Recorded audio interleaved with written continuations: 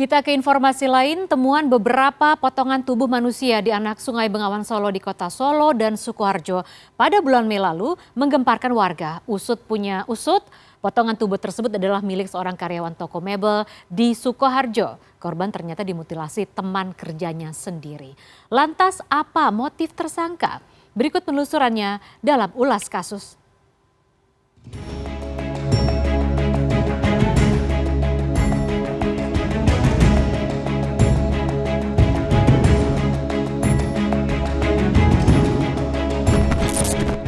Minggu pagi 21 Mei, warga Desa Cemani, Kecamatan Grogol, Kabupaten Sukoharjo geger dengan temuan potongan tangan kiri manusia di dekat jembatan Cemani, Sungai Jenes.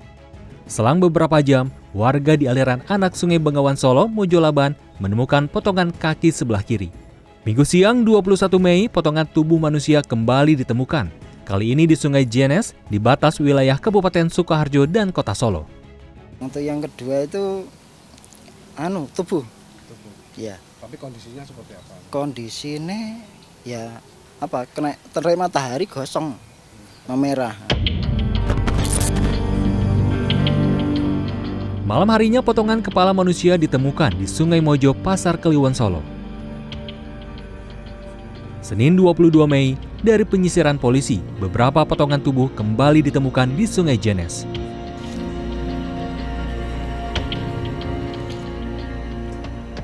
Disinilah, di Kali Jenes ini, pertama kali warga menemukan potongan tubuh manusia berupa tangan kiri. Dan selanjutnya, penemuan potongan tubuh manusia juga ditemukan oleh warga di sepanjang Kali Jenes ini. Potongan-potongan tubuh ini kemudian dibawa ke RSUD Dr. Muwardi Solo untuk diotopsi. Rabu 24 Mei, polisi menemukan bercak darah di jembatan Sungai Premulung, Desa Cemani. Polisi menduga bercak darah yang menempel di tiang pengaman jembatan berhubungan dengan temuan potongan tubuh manusia. Polisi pun menduga tersangka membuang potongan tubuh dari atas jembatan ini.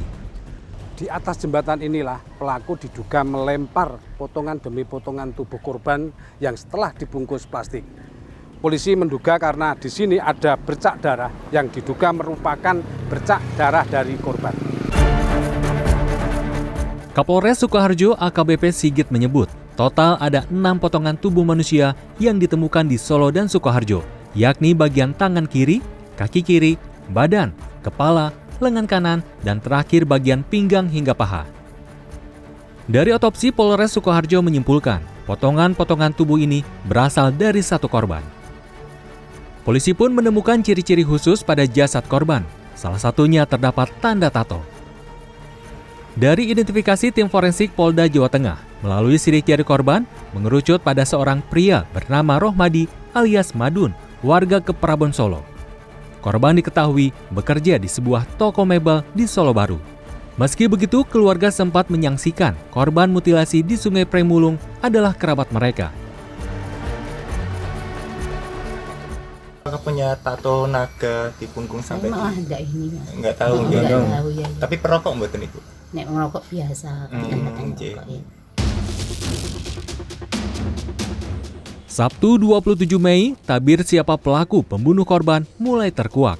Polres Sukoharjo menemukan sebilah golok diduga digunakan tersangka untuk memutilasi korban. Dari penyelidikan polisi, tersangka terlacak dari sepeda motor korban. Polisi pun mengklaim mengantongi rekaman CCTV ketika tersangka mengendarai sepeda motor korban.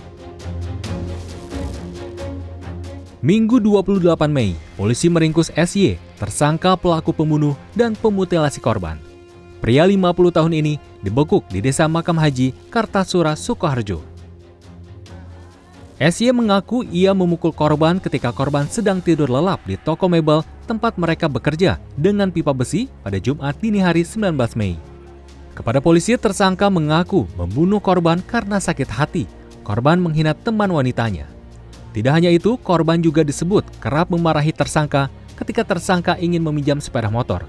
SY pun mengaku memutilasi korban lantaran panik. Saya waktu itu bingung, gelisah, sampai 2:30 saya masih bingung.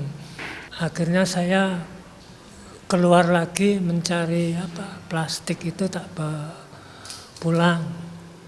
toko itu saya masih bingung. Waktu itu saya di tempat tetangga saya itu saya meminjam pisau. Pinjam pisau saya alasan buat ngupas kelapa muda. Sampai situ akhirnya saya ketakutan, bingung. Waktu udah berjalan hampir subuh pagi saya ketahuan.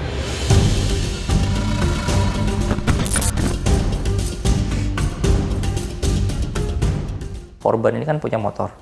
Motor ini sering dipinjam oleh tersangka. Sering dipinjam, namun tersangka apabila meminjam ini tidak pernah mengisi bensin, sehingga si korban ini sering mungkin ya mengata-ngatai atau menegur lah terhadap tersangka, dan tersangka kemudian dia merasa sakit hati di situ. Dan di samping itu juga karena tersangka ini punya tanggungan utang, tapi bukan terhadap korban, orang lain, sehingga dia pengen menguasai kendaraan motor tersebut untuk digunakan juga. Kemarin rencananya akan dijual, namun belum sempat dijual oleh tersangka. Perbuatan keji yang dilakukan SY tak ayal mengejutkan pemilik toko mebel. Yanto, majikan tersangka dan korban, menyebut beberapa hari sebelum kejadian, korban sempat emosi dan mengomeli SY lantaran tidak mengisi bahan bakar usai 3 hari meminjam sepeda motornya. Pinjamnya udah saya begitu datang udah nggak ada. Mungkin kali yang ketiga kali ini karena mungkin nggak diisi bensin atau bagaimana, mungkin dipinjemin ya nggak boleh lah. Traumatis ini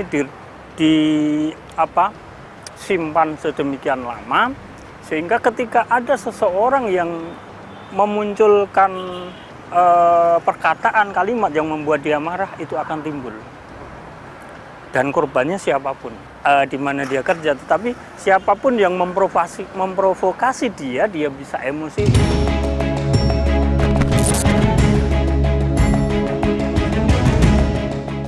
Atas perbuatannya, tersangka SY terancam hukuman mati. Sri Hartono, Fajar Indrajaya, Sukoharjo, Jawa Tengah.